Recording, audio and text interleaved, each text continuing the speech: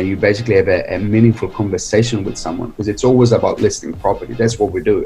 Moving in messy, not knowing a single person there, and all of a sudden deciding to get into real estate there. I literally didn't know a single person in West Auckland. In 2016, I felt that the first few posts I put up, I didn't even have to boost them. And then with a couple of $100, I literally got hundreds of appraisals. And I was just so driven. I just put my head down and I literally just did what I needed to do, because I knew I was going to be successful. Kia ora and welcome to New Zealand's best real estate marketing podcast, a no bullshit, actionable podcast for real estate professionals looking to accelerate their career and become the go-to agent in their local market. Today, I'll be catching up with one of New Zealand's top performing agents, Diego Traglia from Harcourt's Northwest Realty. He has recently been awarded the most recommended agent in Auckland and the winner of New Zealand's 2020 Agent of the Year, awarded by Rate My Agent. Diego is originally from Italy and he started his career in Auckland only 4 short years ago, with no connections, no database, just a positive attitude and a massive drive to succeed. Today we'll discuss the exact strategies he uses to generate listings, how he utilizes social media to build his database and grow his personal brand, as well as offering us some actionable advice for all the real estate agents out there who are wanting to accelerate their GCI in 2020 and beyond. Diego is a great guy and I know you'll get huge benefit out of what he's about to share. So welcome Diego, thanks for joining me on the show. First of all, congrats on winning 2020 Agent of the Year, which is awarded by Rate My Agent, as well as being, the #1 most recommended agent in Auckland. Well done. Thank you very much, Ben, and thanks for having me on your podcast. It's a pleasure, and I'm looking forward to have a chat with you.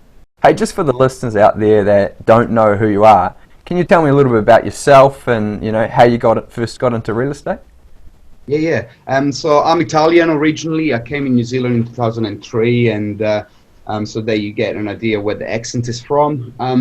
I lived pretty much always in Auckland. I had a couple of spells overseas, a few years here and there, but I arrived in Auckland, stayed in Auckland, and it was about 2015 I came back from overseas, and I was working in digital marketing, and I just needed a new challenge. And so my wife, or girlfriend at the time, and I tried to push into the real estate industry, soon to realize that actually I wasn't for her. She didn't even start it. And then I realized that perhaps it was something that I could do. And fast forward 3 months, I got a scholarship with Harcourt's because I had a mortgage at that time and I just didn't have savings, Fast forward a few months, I had a scholarship and I got licensed in June 2016. And the rest is history, really. It's been a blessing. Yeah, good on you. Yeah. Good on you. So kind of want to focus on in this podcast is really breaking it down for agents and kind of understanding kind of where you started and how you got to where you are today. And what I kind of want to do is I kind of want to put yourself back 4 years ago when you were new to real estate, and let's go play by play. How you would go about doing it again. Yeah. If that makes sense. Yeah, 100%. And I'm glad I won't have to do this again awfully, because it's a lot of hard work. But that's basically my blueprint of how I started and how I got here, and I'm more than happy to share it with you. I started basically we just bought a house in Messy, West Auckland. Not by choice, it's just because we couldn't afford where we were living, just like a lot of people in Auckland. So you got to sort of move around to see where you can afford, right? Anyway, moving in Messy, not knowing a single person there, and all of a sudden deciding to get into real estate there. I literally didn't know a single person in West Auckland, or maybe I knew one, but starting completely fresh slate. Yeah. No network, no database. Nothing. But I had a lot of enthusiasm and I was hungry for something that would bring me success in life. So my first thing, I had a very good manager, and my manager said, find a small farm area. And I found a farm area literally on the surrounding streets around where I lived. So I've picked about 360 houses. And what I did every week for the first probably year and a half, I dropped the flyer in the letterbox. That was one of the first few things I did, right? Now, I've got 3 calls in the first year, and all 3 of them were complaining about the amount of letterbox drops I was doing. So I knew that wasn't the way forward, but that was the foundation of me getting known in my area, if that makes sense, right? Yes. Now, at the time as well, because I came from a digital marketing background, at the time I had an idea of, and to be honest, I kind of seen someone posting on Facebook saying the market is changing. Would you like to know how much your house is worth, right? And that was at the start. I could be completely wrong about this, but at the start, there was not many people were doing that kind of, lead generation from Facebook. It was quite a new thing, and because I had a bit of skills, I could do websites and all of that. I created a landing page, and I started putting on Facebook, boosting $50 and saying the market is changing. Click here to see how much your house is worth. And I think I've got about 150 leads out of $100, and that was in 2016. And that was probably hands down one of the main jumpstart points for me to sort of start getting into people's houses. Yeah, now, if I could just drop in here, Diego, this is a perfect spot actually just to expand out a little bit more. So, so what were you doing exactly to generate those leads to your landing page? Were you creating videos? What kind of content were you creating? Was it just a one-off piece of content, or were you was it multiple? At the time, it was pretty. It was just a single picture of Messi, of a place in Messi, and it was saying the market in Messi is changing. Would you like to know how much your house is worth? Just by text. That was just literally text. So it was literally a picture of an iconic street or iconic landmark in Messi, and then I was just saying how the price is changing. Would you like to know how much? Because at the time there was not many people doing it. Now it's basically every second lead generation company is doing something like that, right? Yeah. And more, much more now. But in 2016, I felt that, the first few posts I put up, I didn't even have to boost them. And then with a couple of $100, I literally got hundreds of appraisals. Which, of course, those kind of appraisals, no one is looking to sell there and then. And perhaps because I was a new agent, even if they were, perhaps I didn't get the business, right? But I still keep in touch with those people, of course, and I've got, I don't know, a good 20 listings over the last few years out of those leads. So that was a good starting point for me. Yeah. And how did you go about keeping in touch with them? Was it through just an email newsletter, or what was your nurturing process? It's evolved a long way from what I started, but at the start was very simple. I had the phone number, I had the email address, and I had the address, right? So I guess I can fast forward to sort of what I'm doing now, because it's kind of evolved, and now I think I've kind of mastered the way that I can keep in touch with those people, right? For me, it's very important to basically be in touch with them in different ways, but every single time I am in touch, it's never about wanting to sell the house. So, it might be a text message once a month, letting them know about a sale in the street or something relevant to them. It's definitely always once a month email with a link, with a video of the market update. Now I started doing once a month email as well with the highest and lowest sale of the suburb, and that's been received very well, because people always want to know if they live in Messi or if they live in Henderson, what's the lowest sale, what's the highest sale, right? And then once a month they'll get a letter in the letterbox with some stats as well, and the letter in the letterbox will have a dollar scratchy, so you see it's point of contact, right? I'm not strong on phone calls, and that's one of the things that I got to get stronger. But when I call them, the first thing I always say, unless I got a good relationship with them, the first thing I always say is, I know you're not looking to sell, but I just wanted to tell you this, because they always put it in the defensive. Once you got a contact, the first, and you start getting in touch with them, they're like, bloody, he's a real estate agent. You just want to get a seller. So until you got a relation with them, I'm sort of always put myself, I know you're not looking to sell, but I just want to tell you about this. So that's kind of like the contact that I've been keeping in touch with those people, and it's evolved to where I started to where I'm now. But I basically wanted to be in touch with them as often as possible. But you were talking about social media, and something I started at the very start as well, maybe like a year in, is that I would have all the email address or the phone numbers, and I would link them to Facebook, and I would retarget my video to my list. I call it my list, right? Yeah. And so if I put a video of a property, I'll put $20 to target towards those people that I got phone numbers and email addresses, only for them. So it's another point of contact. You see, it's another. Oh, that's Diego. So what I'll say there, because I know people are listening, and some of them will be overwhelmed. Like, how do you do that? So I want to explain, and then maybe you can jump in to say. So what Diego's done is he has his email list.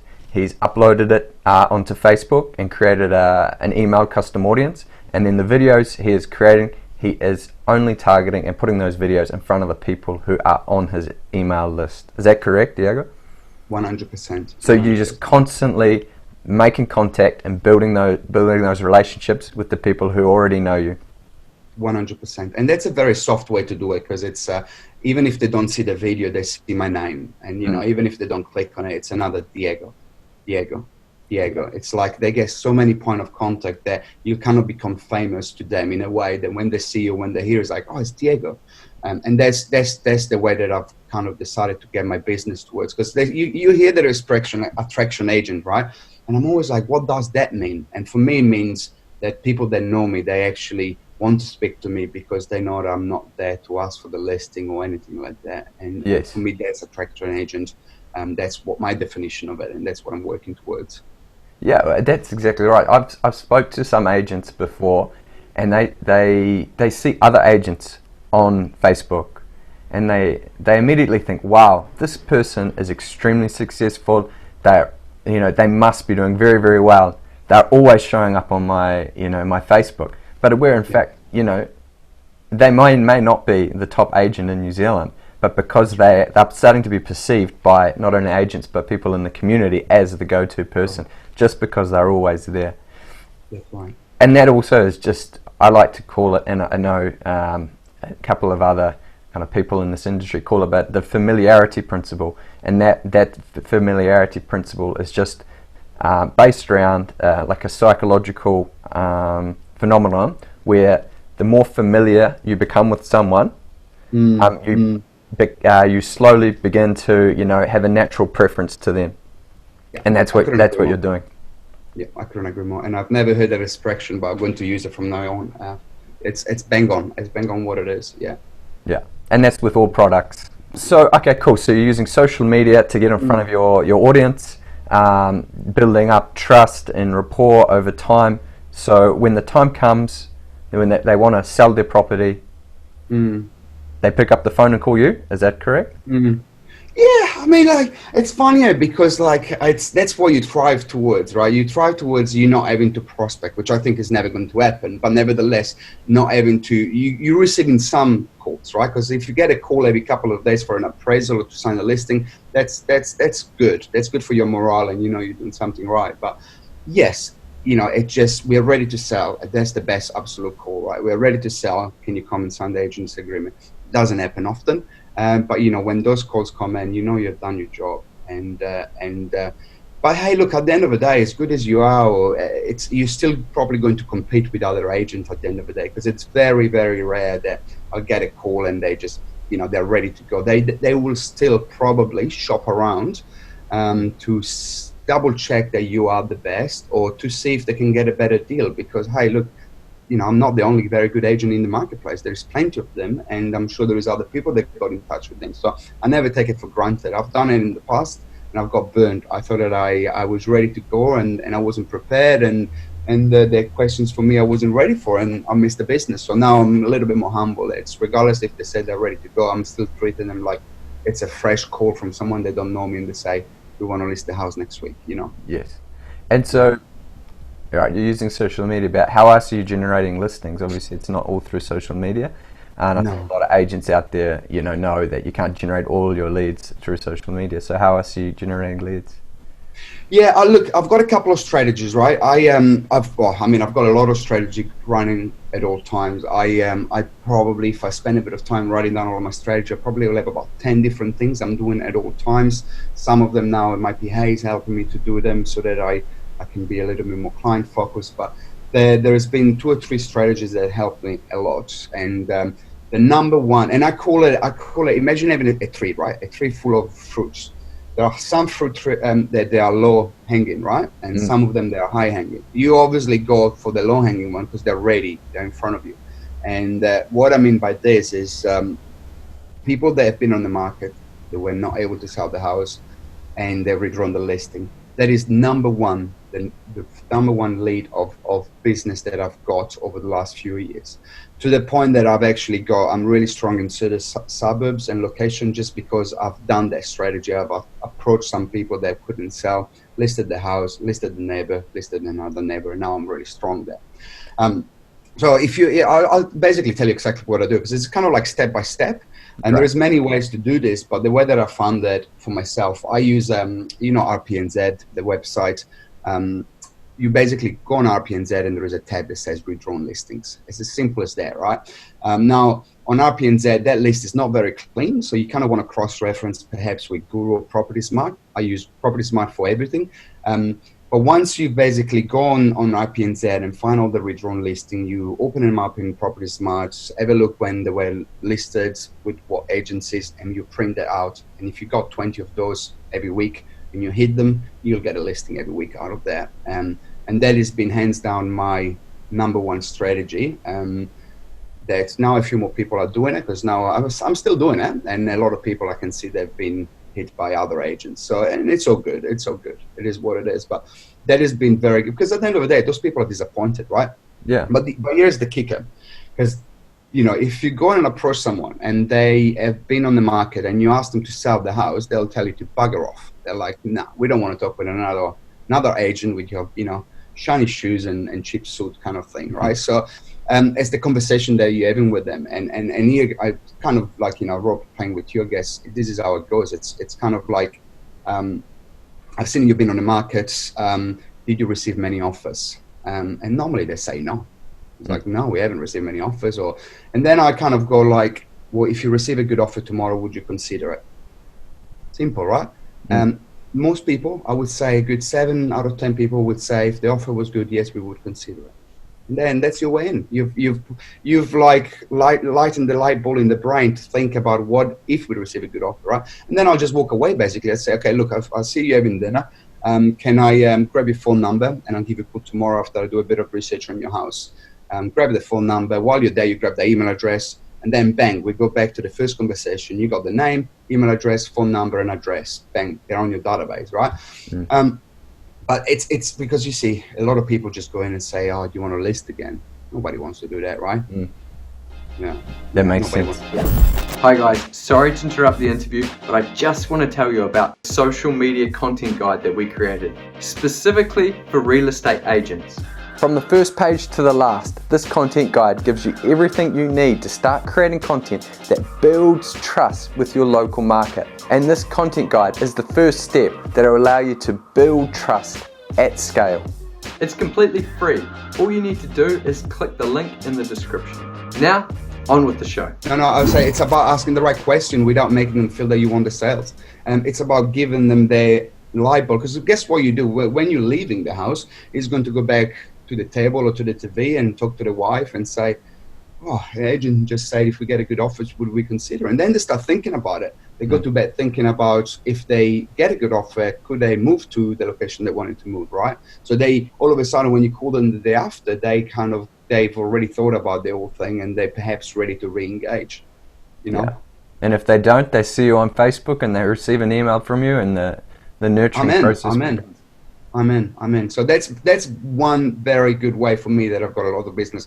Another one is people that have been on the market for like 60 days. Now, the market is changing in Auckland, in Auckland, the market is changing. Properties are now selling faster.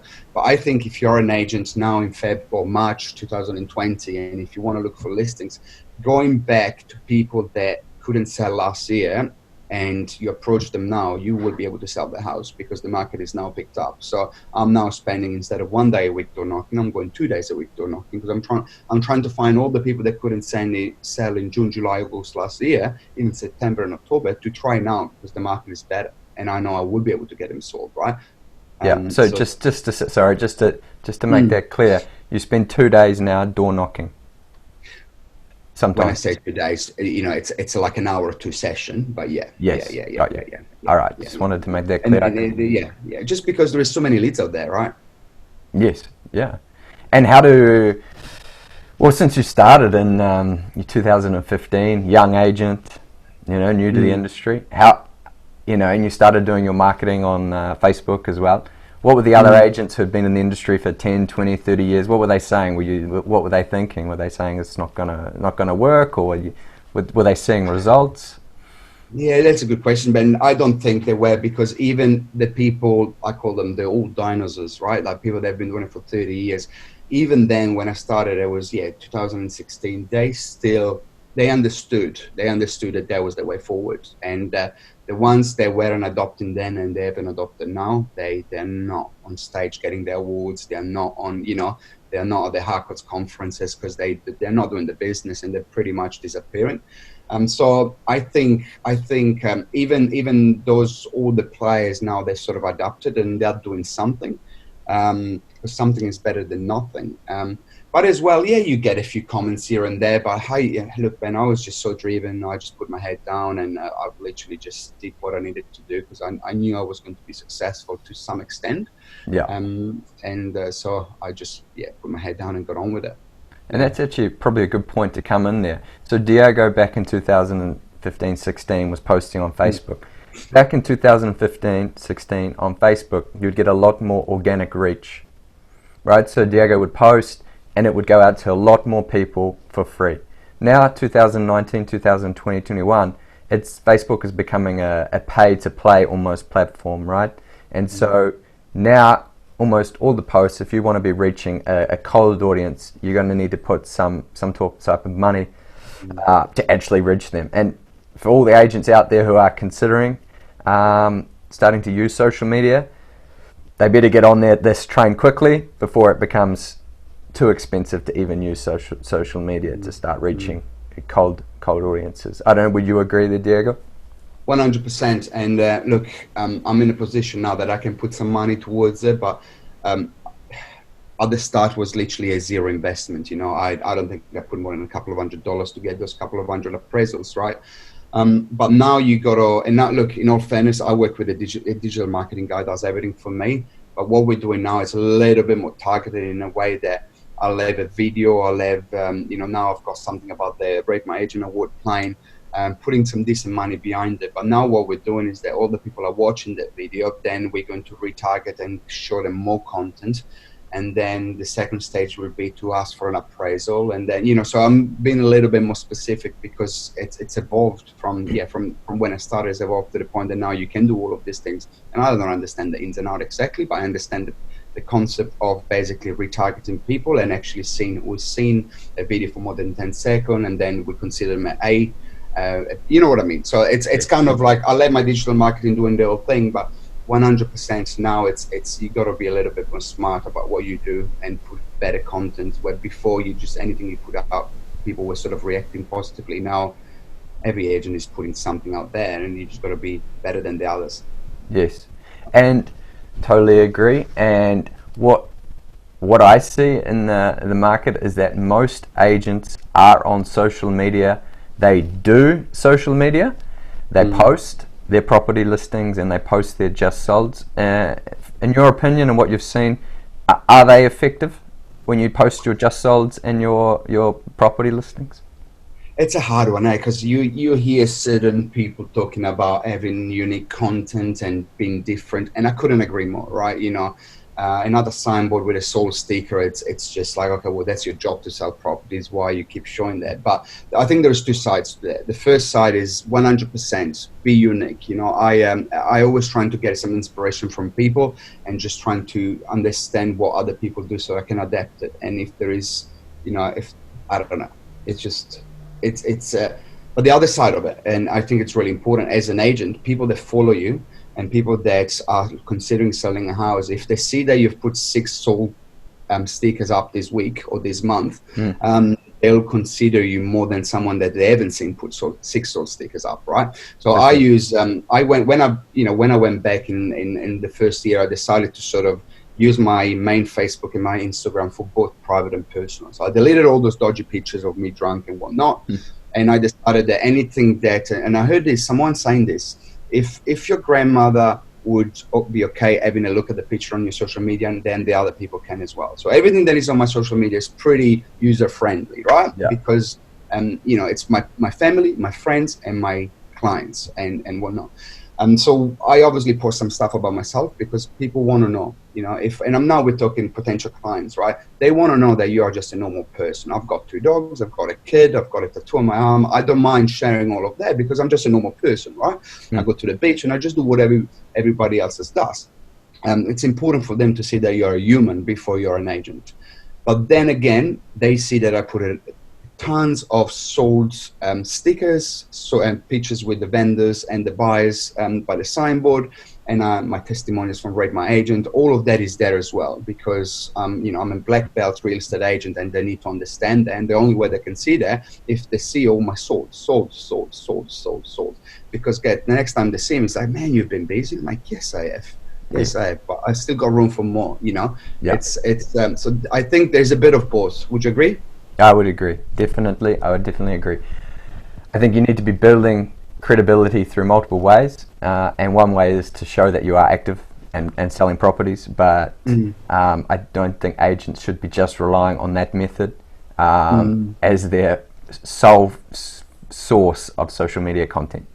But yes. That's right. Definitely agree. And stories are very good as well because I've like now I started doing a live video when I do a photo shoot on my own photo shoot on a new listing, walking through it, just showing people what the listing is.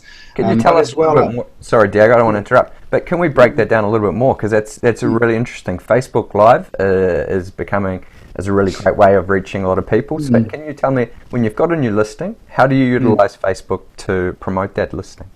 Cool. So I've got to say, with Harcourts, we can't promote a new listing until when it's live. So I can't say the address, but I can most certainly say the street I'm in and the suburb I'm in, and do a walkthrough while my photographer is flying the drone and the videographer is doing whatever they're doing, right? Because it kind of shows us in action.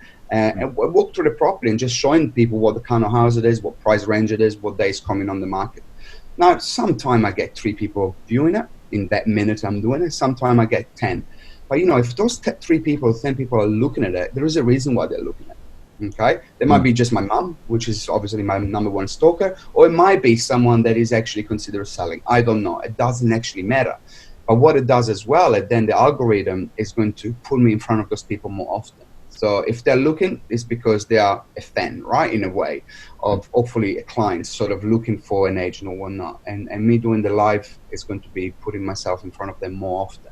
And then with the live, I'll save it in HD and I'll post it on Instagram live story because I try to put as many stories as I can because I think they're quite cool. And apparently stories is the way of the future, and it's raw, it's unedited, it's uncut, and it's okay if it doesn't look amazing because people, they're appreciating that more than a 1 minute super polished and edit from a video, right? Yeah, and I think that's almost what gets more engagement and is more organic looking content. The less polished content often does better on social media.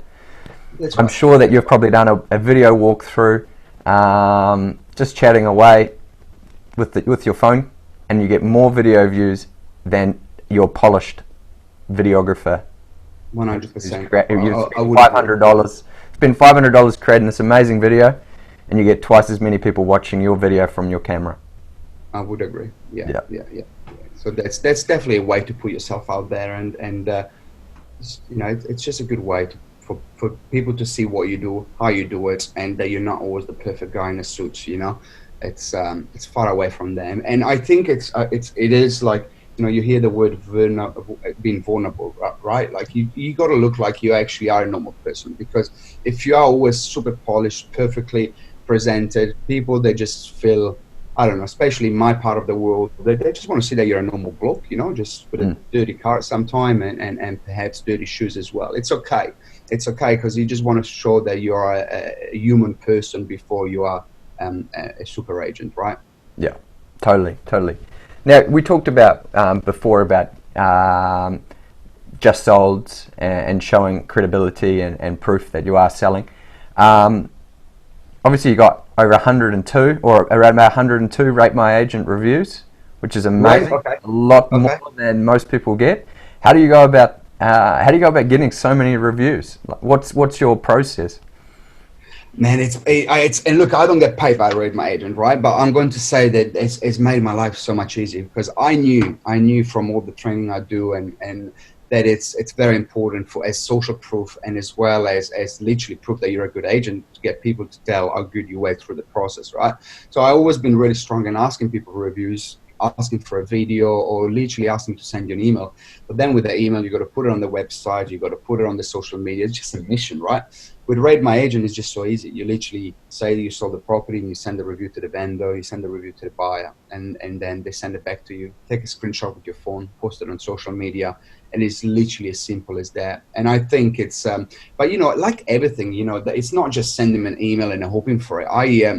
I'm really strong at communicating with my vendors throughout, and my purchasers as well, and the buyers. So throughout, like I would, any excuse to send them a text and let them know what's happening, I will. If the buyer tells me that the deposit has been transferred, I'll tell the vendor.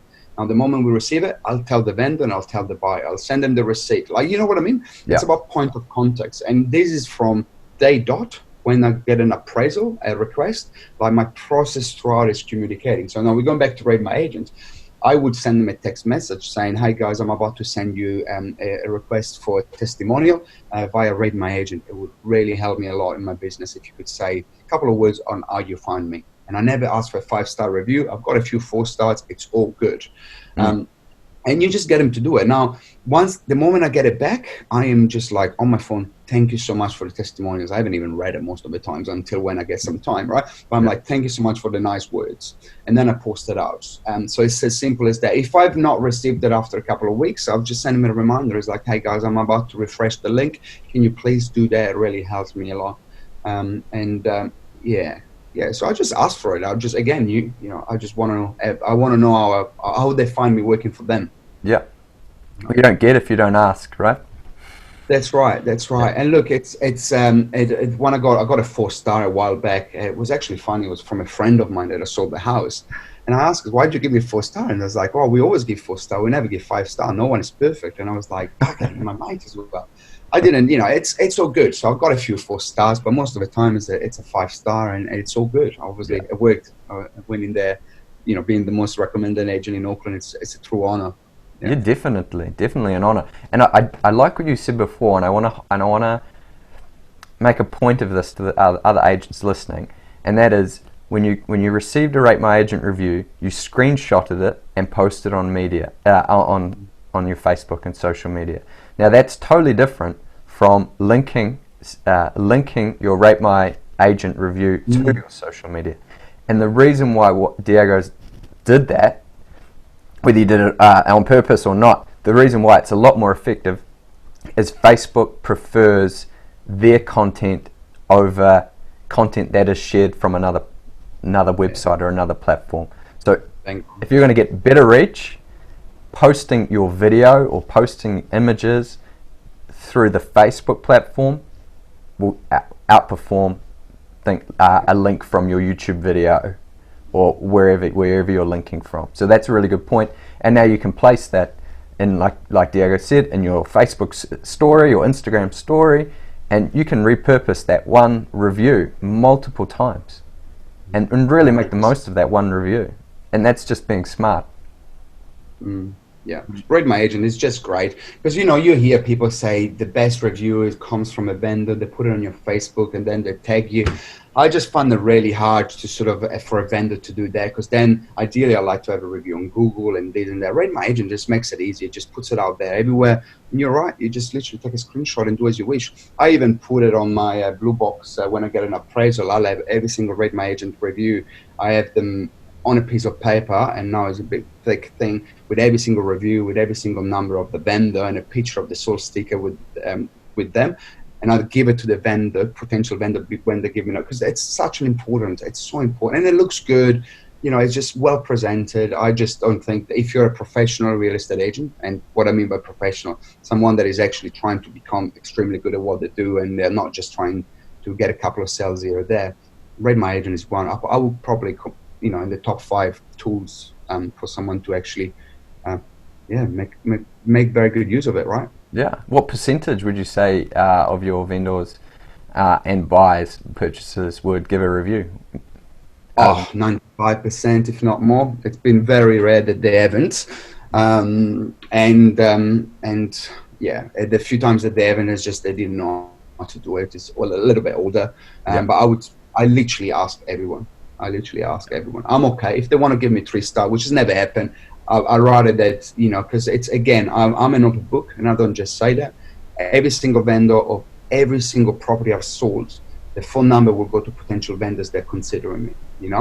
And let's call it for what it is. I sold hundreds of property. There is probably a couple of vendors out there that, for whatever reason, maybe not even my fault, hopefully not my fault, they might not have a 10 out of 10 experience, but the number is there for people to call them and check on me. Because at the end of the day, I go to bed at night knowing that I've done my absolute best every single time. And so it's about being an open book.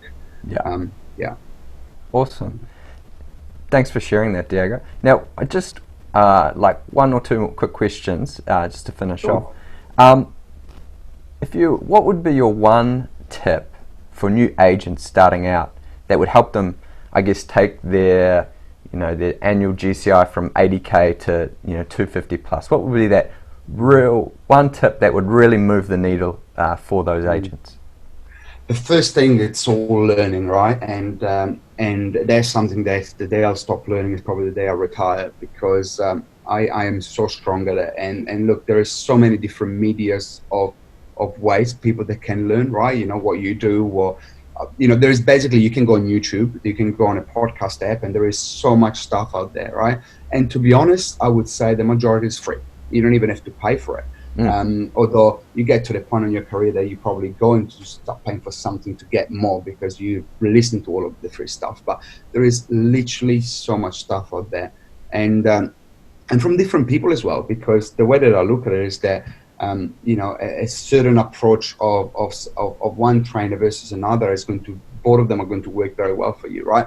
I mean, I literally spend I would say half an hour a day in the morning just listening to a YouTube video or a podcast or whatever that might be. So training, because this is not the industry where you reinvent the wheel. You might do a few things differently, but in my opinion, the basic works. The basic really works. And yes, there is more social media now than perhaps there was 10 years ago. I wasn't obviously in the industry, but the basics of the door knocking, the cold calling, and all of that stuff works. Because if you don't have a listing, you can get a listing in a few weeks if you do certain things. But if you don't have the knowledge, and if you put yourself in a position, you door knock on somebody's house and you're just asking for the listing, you're going to get some pretty bad answers back from those people, right? So you got to go in with the scripts and dialogues basically in your brain, so that you don't sound like a machine, and you basically have a meaningful conversation with someone, because it's always about listing property. That's what we do. Our job is to list properties and sell them, right? But if you don't know what to say, if you don't know how to say it and when to say it, then you're basically burning opportunities. And I've done it at the start. It's normal in the process, but the more you learn, the better you get, and learning is the number one thing. Yeah. Great. And just one more, finally, what would be your top 3 resources, whether that you would recommend to other agents, whether it's a book or a podcast, or an article? What would be? Can you think of three resources that you would recommend to other agents? And this is something that has literally changed my life. There is, and you probably know this, it's the $1 Million Dollar Agent podcast, Tom Pennis and John McGrath. I am a huge fan of John McGrath and his philosophy on real estate. And again, that's a free podcast. Now, what I did at the start, I liked it, so I downloaded every single episode. So now I think there's about 300 episodes. I listened to every single one of them, and then I got to the end, and I'm like, I still know 1 out of 10 things that they've been talking about. So I went back, re-downloaded all of them, and re-listened to all of them. So I literally listened to their voice for hours and hours on end, and that for me was probably hands down the biggest knowledge intake in terms of real estate, because I really like John McGrath philosophy. It's just it really and it's free. So if you're a new agent, or if you want to get into real estate, start listening before you get licensed, or start listening while you're getting licensed, like I did, because took me 2 months to get licensed, and that's what I did, listen to that. So that is number one, the first. And the second one, look, you're talking about resources. Let's call it for what it is. It's about getting listings, right? So at the start, one of the first few things I did is I just called all the private sellers. And this is what I told them. I call a private seller and I say, hey, look, I see that you're selling on Trade Me. Are you selling privately because you want to save the commission? Guess what they say? Yes, of course it is. I'm like, good on you. I will probably do the same if I was you. But let me ask you one thing. If I can get a buyer to pay for the commission, would you allow me to sell it to my buyer? And they say, what do you mean pay for the commission? I say, well, you want 700. If I can get 730, would you let me sell it to my buyer?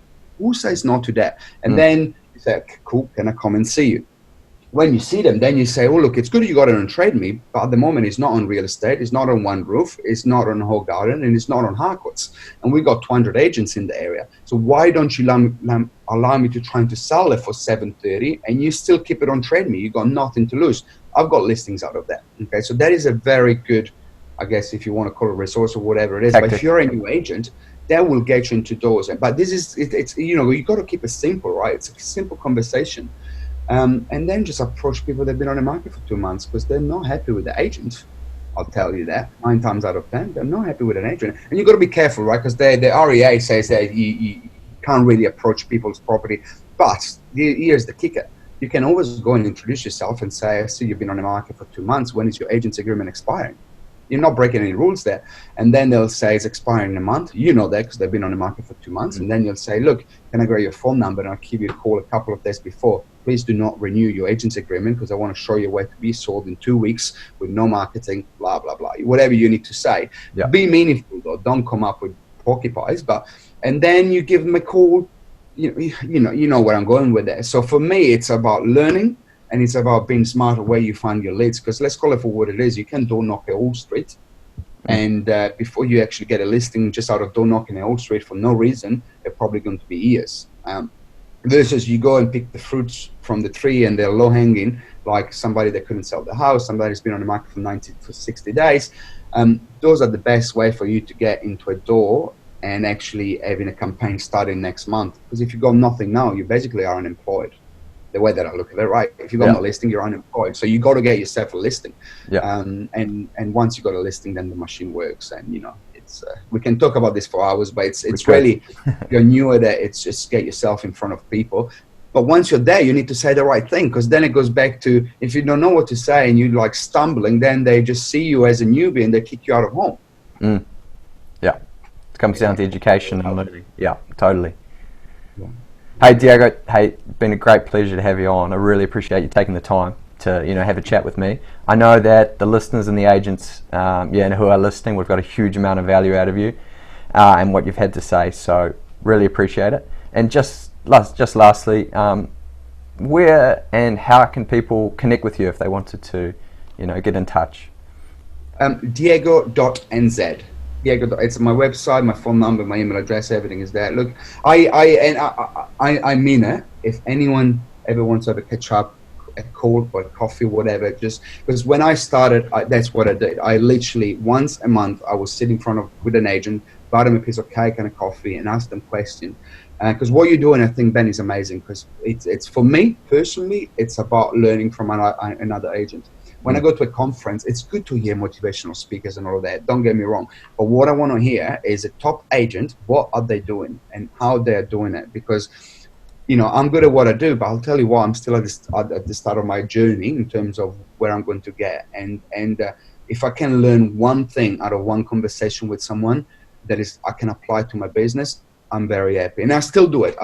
every few months. I'll pick an agent and I'll take them out for a quick lunch and I'll just ask them questions. And sometimes 9 things out of 10 they tell me, I already know, I already doing. But there is always one thing. There's always something that they tell you and you'll go like, shit, yeah, I can. And sometimes, Ben, it's you hear something, but you're not ready for that one thing. Okay. And you fast forward 6 months or 12 months and then you hear the same thing and your business and your situation is ready to implement that one thing. So it's about keep learning. It's about, being in front of people that do what you're doing for you to learn. So if anyone wants to get in touch, quick chat, whatever, just give me a call, man. I'm always available. And if I'm not taking my phone call, I'll call you back within an hour, Good, man.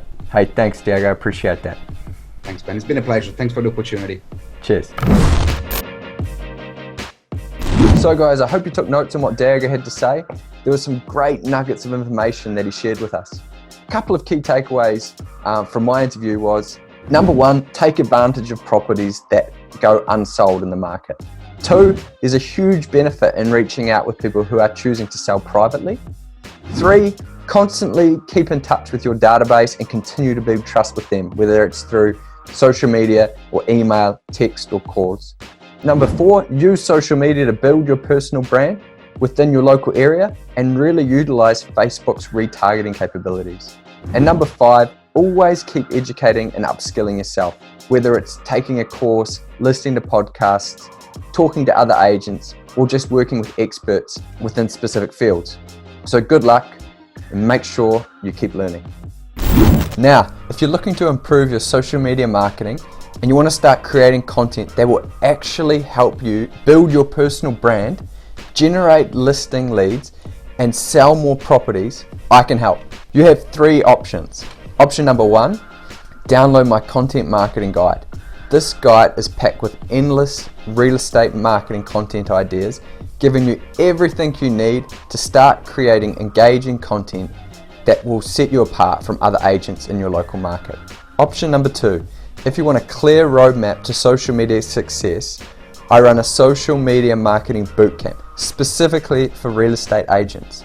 The bootcamp is designed to upskill you and your team so you can start using social media to generate listings, sell more properties, and build your personal brand in your local market. Or option number 3, if you just want someone to do it all for you, we do offer a done-for-you service where we become your digital marketing specialist, running all your digital marketing activities, giving you more time to spend with clients and doing what you do best. All the information is in the show notes below. And just remember, there's never a perfect time to start. We're all busy, we all never have enough time. But in reality, it's just about making time. So take action and just start. All the best, and if you have any questions, feel free to send me an email or contact me on LinkedIn, and I look forward to hearing from you. Have a good one.